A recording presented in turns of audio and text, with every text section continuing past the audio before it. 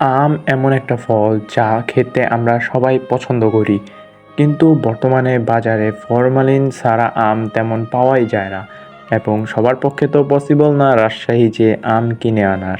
তাই আজকে আমি চলে যাচ্ছি পদ্মার পাড়ের এক চর এলাকায় একদম তাজা গাছ পাকা আম নিজের হাতে পেড়ে খাওয়ার জন্য। শহরের কোলাহল থেকে দূরে এই চরের আবহাওয়াটাই পুরো আলাদা। এখানকার বেলে মাটিতে নাকি আমের স্বাদ হয় একদম অন্যরকম। এই যে দেখুন চারিদিকে শুধু আম গাছ আর আম গাছ, বাতাসে পুরো আমের মিষ্টি গন্ধে ম ম করছে। হাতের নাগালে আম ঝুলে আছে, জাস্ট এই আমটা দেখুন। এবং এখানকার মানুষ খুবই সহজ সরল, তারা হয়তো অনেকে জানেই না যে ফরমালিন দিয়েও আম পাকানো যায়।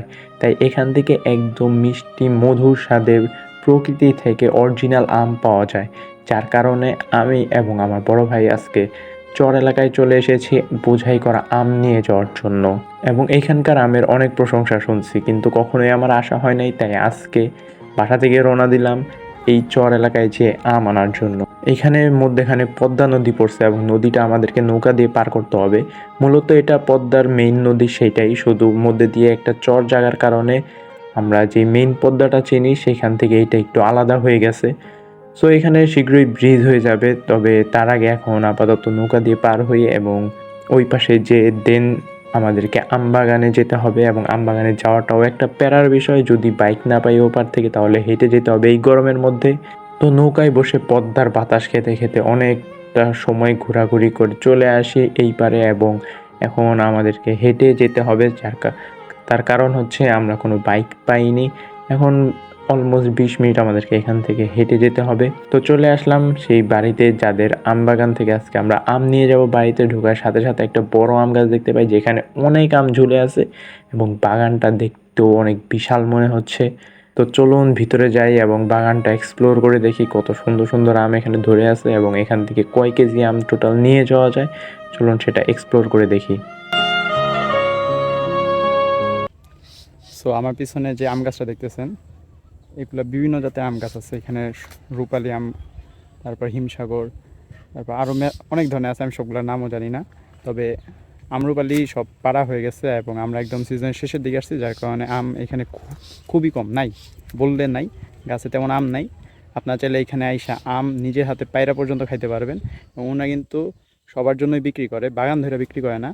ধরেন আপনি আসলেন, কেজি হিসেবে ওনাদের এখান থেকে নিয়ে যেতে পারবেন। ওনার না জাস্ট এই চরে আসলে ওনার নাম যদি বলেন তাহলে যে কেউ ওনাদের বাড়ি দেখাই দেবে। এখানে আসবেন, প্রায় 1 থেকে 150 গাছের নিয়ে ওনাদের এই আম বাগান অনেক সুন্দর। আমি ঘুরে ঘুরে দেখতেছি, আপনাদেরকেও দেখাই।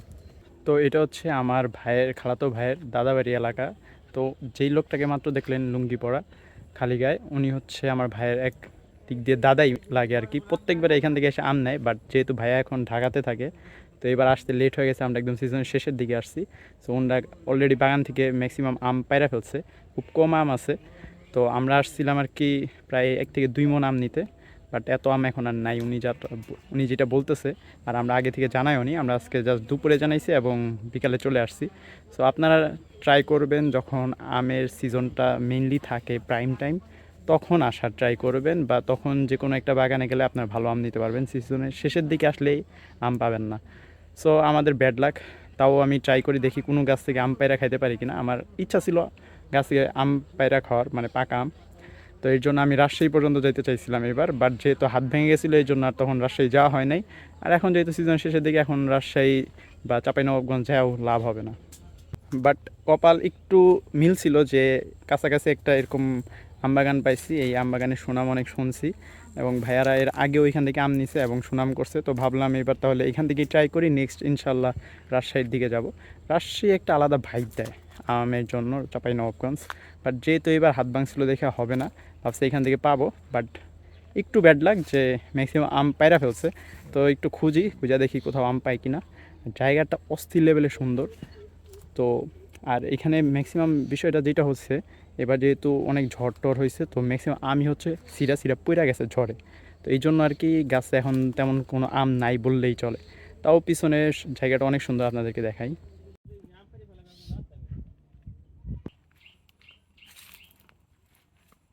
তো এখানে আরেকটা গাছ পাইছি, গাছটা ছোট, আমের ইয়াতে ডালগুলা একদম নিচে ঝুলা গেছে, দেখেন কি পরিমাণ বড় বড় আম।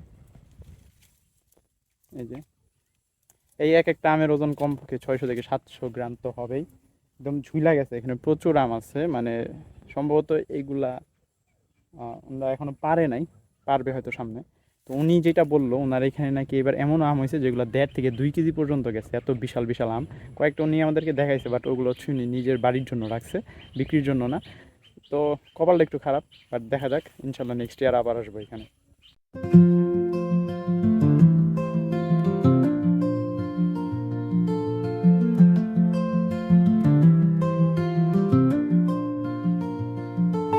তো আমরা আম খাইছি, ফার্স্টে ট্রাই করছি, দেন আম কিনছি।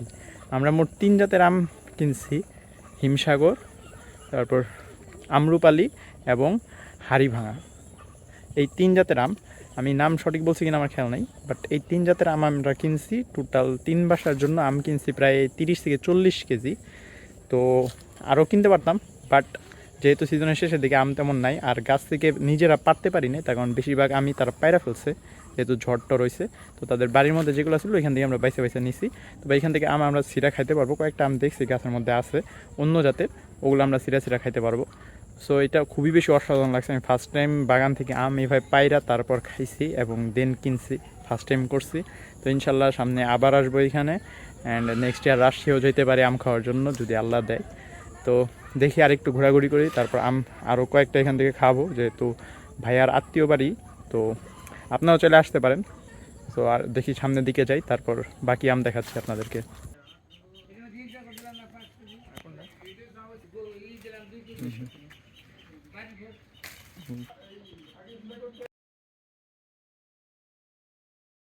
প্রত্যেকটা আম একদম চিনির মতো মিষ্টি, বলার বাইরে। সো অনেক বেশি ভালো লাগতেছে।